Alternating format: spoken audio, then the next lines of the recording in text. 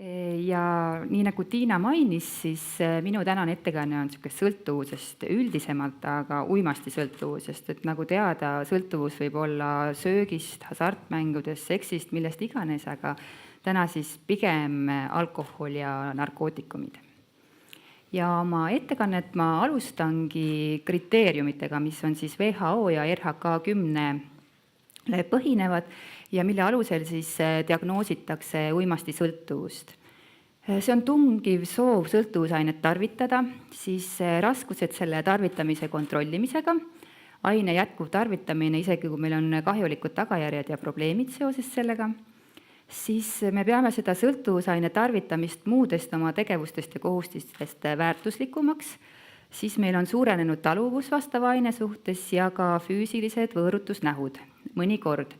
Ja seda just, kui me võtame näiteks barbituraadid, alkohol,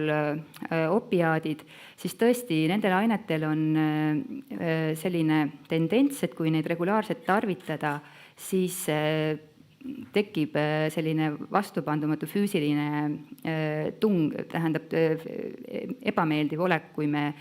ei saa neid aineid ja selle ebameeldiva oleku ületamiseks on siis inimestel soov sedasama ainet siis uuesti manustada. Kuid on olemas uimasteid, mis ei tekita füüsilist sõltuvust ja siit tulebki see suur küsimärk ka teadusringkonnale, et see vastupandav iha uimastit tarvitada on ka siis olemas. Kui me räägime alkoholi sõltuvusest, siis pigem me räägime sellest kui sündroomist, mis väljendub inimese käitumise muutumises ja selle muutumise aluseks on siis alkoholi poolt tingitud siis ajumuutused, tunde, taju ja mõtteviisi muutused. Ja kui nüüd üldse käsitlustest rääkida, et kuidas tänapäeva ühiskonnas siis sõltuvust uimastitest käsitletakse, siis enamuses on levinud see, et seda peetakse ajuhaiguseks. Aga siinkohal ma mainin, et neid erinevaid lähenemisi ja definitsioone on tegelikult palju. Ja see võib tuleneda ka sellest, et see sõltuvus ise on kui selline nagu sotsiaalselt konstrueeritud, et seda ei ole nii lihtne kui näiteks mingi terviseprobleem või füsioloogiline probleem, mida me saame piiritleda, et siin see täpselt see probleem ongi. Et kuna selle sõltuvuse puhul on lisaks sellele ka niisugused indiviidist ja keskkonnast ja sotsiaalsetest komponentidest sellised nüansid juures, et siis on see keeruline. Aga läheme selle ajuhaiguse juurde nüüd tagasi. Ja kui seda ajuhaigust, siis seda definitsiooni peaks ka natuke selgitama, sellepärast, et kui me räägime ajuhaigusest, siis meil on niisugune tunne, et meil on vaja ravi või ravimit. Aga nagu ma mainisin, siis meil on vaja niisugust suuremat, komplekssemat lähendust. Nii, uimastid muudavad inimese aju ehitust ja selle toimimist, see on ka uuringutega selgeks tehtud, et kui me võtame terve inimese aju ja sõltuvuses oleva inimese aju, siis selgelt on seal erinevused. Siis sõltuvus on krooniline haigus ja seda ei ole võimalik välja ravida, kuid seda saab edukalt kontrolli all hoida. Ja kindlasti siis rõhutada seda, et need karistus- ja sunnimeetmed ei ole see, mis aitab sõltuvuse puhul, sest see on seesama lihtne näide, et paljud inimesed arvavad, et see on su oma vaba valik, et sa paned selle süsta endale veeni või manustad siis neid sõltuvusaineid ja alkoholi. Aga paraku on uimastitel on selline mõju, et see nii-öelda see vaba tahe, et kuna sul ajus on muutused toimunud, siis see vaba tahe on ka see uimasti tegelikult, mis sul räägib seal, mitte see sinu vaba tahe. Siis teekond sõltuvusprobleemideni on järgmine slaid ja selle mõte oli mul just see, et igasugune tarvitamine, sõltuvusaine proovimine, see kindlasti ei vii veel tarvitamise jätkamise ja sõltuvuseni. Sest inimesed tarvitavad tavaliselt uimastit, kui nende käest küsida, et miks nad seda tarvitavad või proovivad, on siis tavalised vastused on see, et olla sõpradega sarnane, et veeta mõnusalt aega, kas ületada mingisugust ebameeldivat tunnet või stressi või lihtsalt uurida ja saada uusi kogemusi. Ja kui see nii-öelda see uimasti tarvitamise situatsioon ei too seda oodatud tulemust, mida nad arvasid, siis tegelikult paljudele see esimene proovimine jääbki proovimiseks ja sealt ei tule mitte midagi. Ja kui me räägime nüüd ravimi teaduslikus mõttes, siis esimesest korrast ei saa mitte ühegi aines sõltuvusse jääda, et nad võivad jääda sõltuvuses sellest tundest või sellest meeleolust, mis tekkis, aga kindlasti ei saa nad jääda sellest ainest füüsilisest mõttest sõltuvusse. Et see on ikka niisugune samm-sammuline protsess. Ja nüüd, kui siis see inimene, kes on tarvitanud seda narkootikumi, saab täpselt sellel õigel ajahetkel siis selle kogemuse, mis ta soovis, siis on väga tõenäoline, et ta jätkab seda tarvitamist. Ja kahjuks ongi see, et mida ulatuslikum on tarvitamine, mida kangevaid aineid tarvitatakse, siis seda suurem on see sõltuvus. Ja selle joonis pealt ma juba enne mainisin, on need individuaalsed ja keskkonnategurid, nendest ma räägin veel kindlasti juurde järgmise slaidi puhul, aga jah, et kui see sõltuvus siis tekib, siis saate siit lugeda sellest sinisest kastikesest, et mis on need kaasuvad asjad, siis infektsioonid, kroonilised probleemid, suremus, üledoosid ja loomulikult kõik rida vaimse tervise probleeme, mis siis toob uimastite tarvitamine endaga kaasa. Nüüd paar sõna sellisest mitmetasanduslikust arenguraamistikuks ja mulle väga meeldib see skeem just sellepärast, et siin on nagu väga hästi välja toodud see, et siin on nagu inimese ja keskkonna niisugune sümbioos, kui me räägime, et kas keegi hakkab tarvitama uimasteid või kas tal tulevad sellega probleemid või mitte. Ja kõiki neid sinises alumistes kastides olevaid asju võib võtta nii riski kui omamoodi ka kaitseteguritena. Ja seda teooriat väga armastavad ennetusteadlased, et ongi selline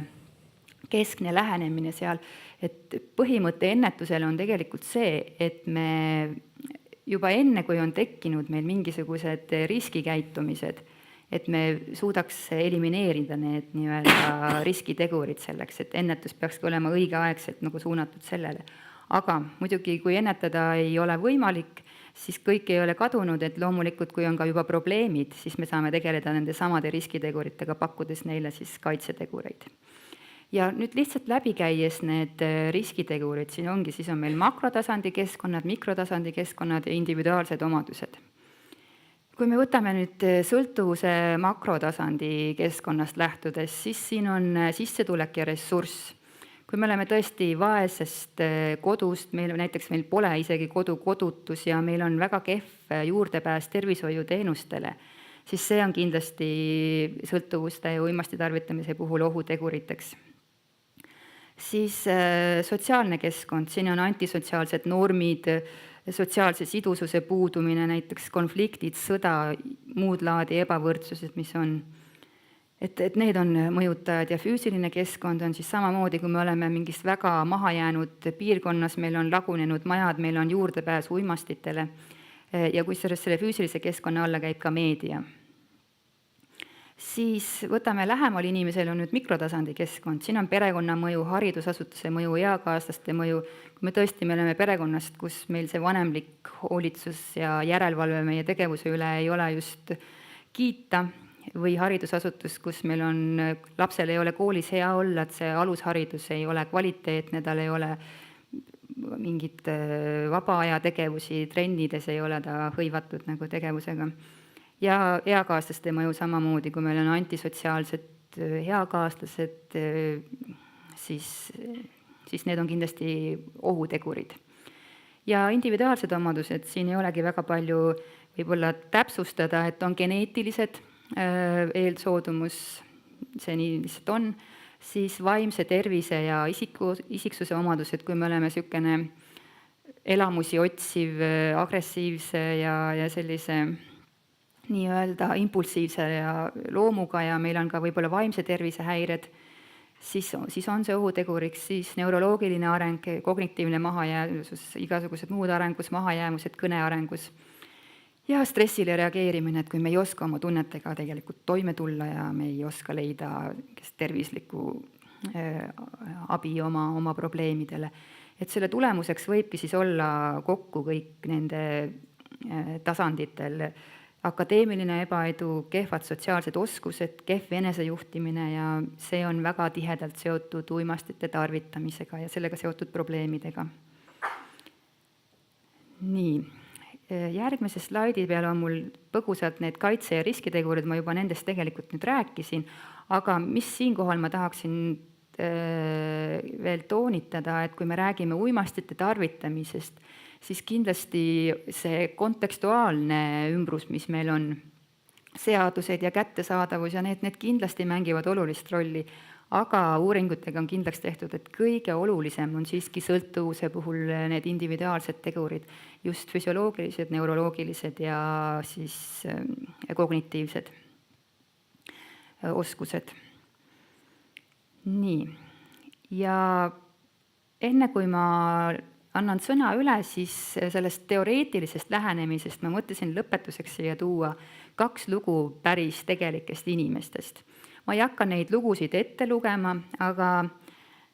jah, need on 2 täiesti erineva taustaga inimest, kes jõudsid oma elus suhteliselt sarnasesse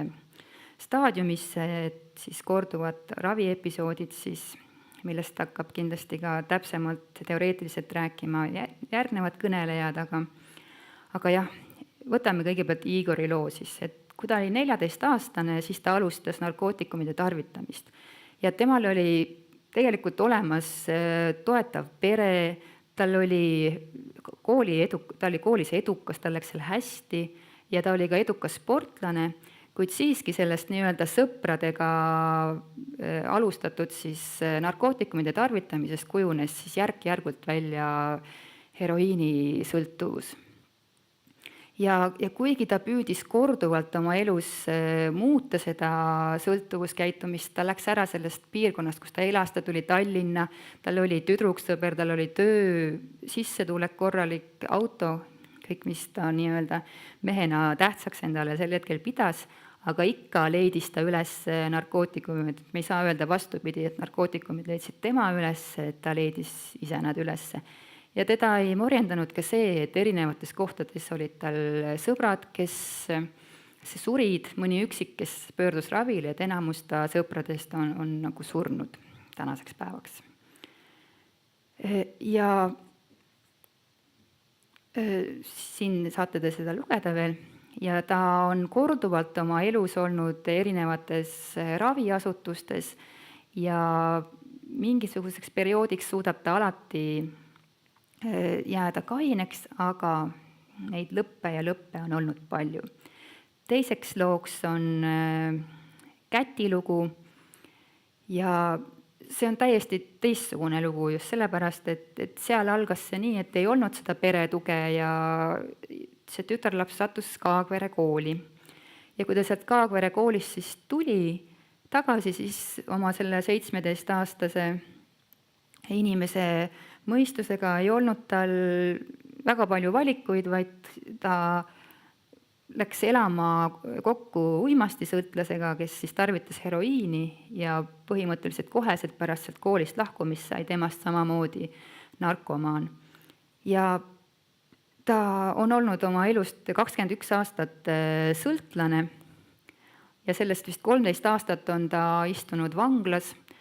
Ta mingil hetkel oli uhke selle üle, et ta on täiesti korralik varas, et ta oskab väga stiilselt varastada ja talle isegi selle jutu järgi oli hetki, kus talle meeldis olla vanglas, sest ta tundis selle ennast väga hästi, ta oli kambaliider ja nii edasi. Ja kogu selle tegevuse varjus on ta sünnitanud siia maailmaga 2 last, keda ta pole kumbagi kasvatanud ja oma viimase lapse, kelle ta jättis siis sünnitusmajja, teda ta ei ole näinud ja see laps on 13-aastane praegu, nii et ta nüüd, kui ta on siis kogu selle kadalipu läbi teinud ja jõudnud ravile, kuhu ma tegelikult tahan oma juttudega ka jõuda, on see, et kui nad nüüd on saanud kaineks ja nad on ravil, siis nad ei ole ju mingisugused tulnukad, nad on täiesti tavalised inimesed, nad ju vaatavad tagasi oma elule ja kuidas saab vaadata tagasi, et 21 aastat on minu elus tühi auk, et kui ma viimati tõesti lugesin Karlsson katusel ja siis on tühi auk ja nüüd ma olen kainusesse tagasi tulnud ja ma saan aru, et ma ei ole oma laste eest hoolitsenud ja ma olen lihtsalt oma elu raisanud uimastitele, aga see ei ole vaba valik, nagu ma toonitan.